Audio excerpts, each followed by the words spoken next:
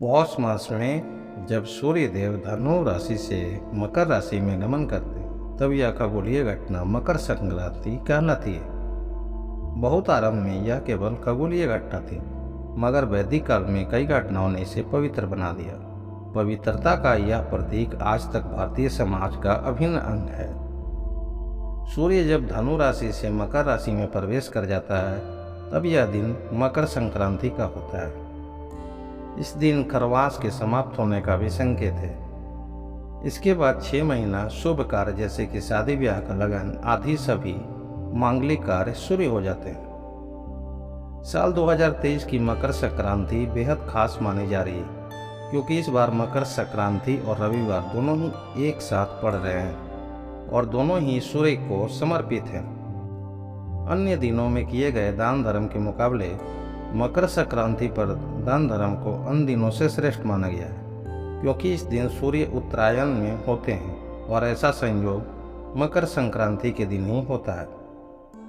अतः इस दिन किए गए दान, स्नान, ध्यान और सूर्य की उपासना अन्य दिनों के मुकाबले ईश्वर को ज़्यादा प्रभावित करती है। ऐसा मानना है कि मकर संक्रांति के दिन सूर्य देवता अपने पुत्र शनि के राशि में विराजमान होते हैं।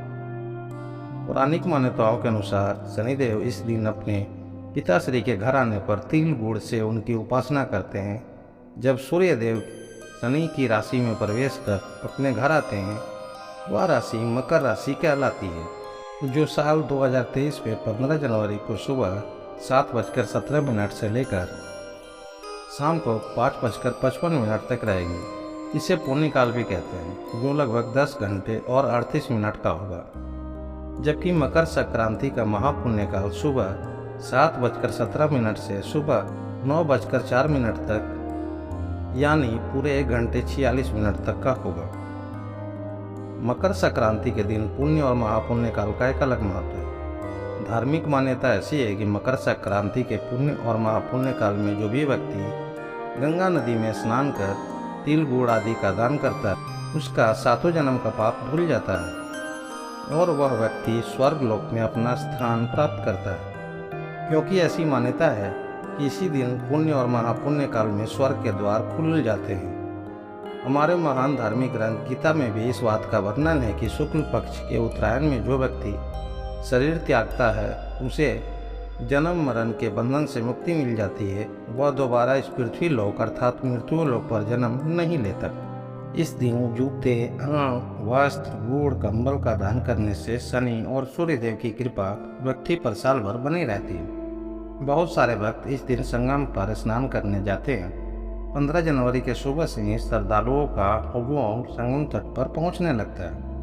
हर हर महादेव और हर हर गंगे के उद्घोष के साथ श्रद्धालु वहाँ पवित्र गंगा, यमुना और अदृश्य सरस्वती के संगम में पुण्य की डुबकी लगाते हैं। मकर संक्रांति हमारे देश में हर जगह अलग अलग तरीके से मनाई जाती है।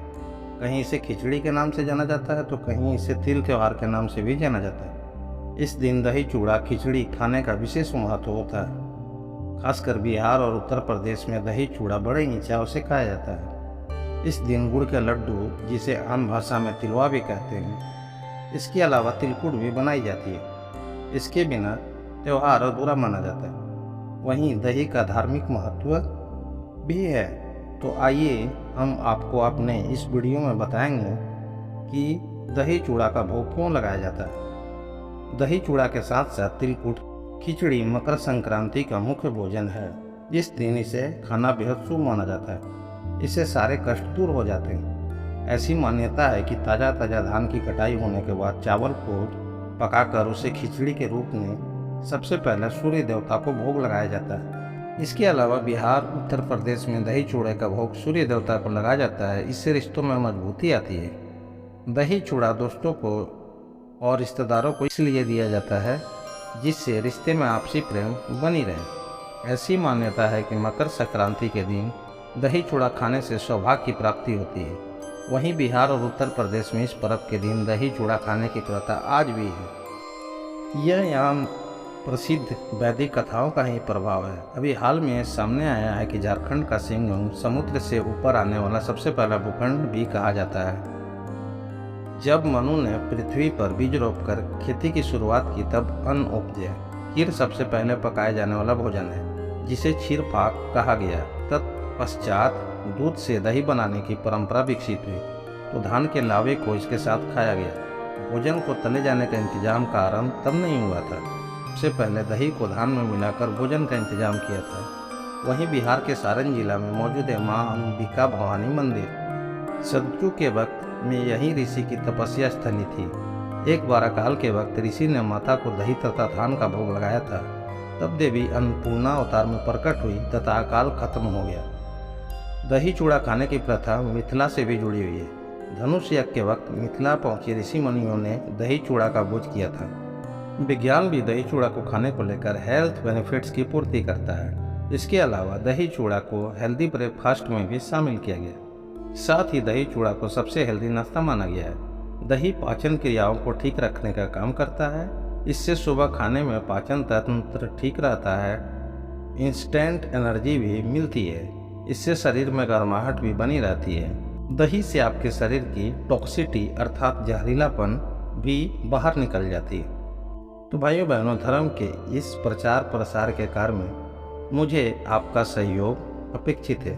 तो कृपया आप मेरे चैनल धार्मिक भावना को सब्सक्राइब जरूर करें और इस वीडियो को लाइक जरूर करें। मिलते हैं अगली बार एक नई कथा कहानी के साथ। धन्यवाद।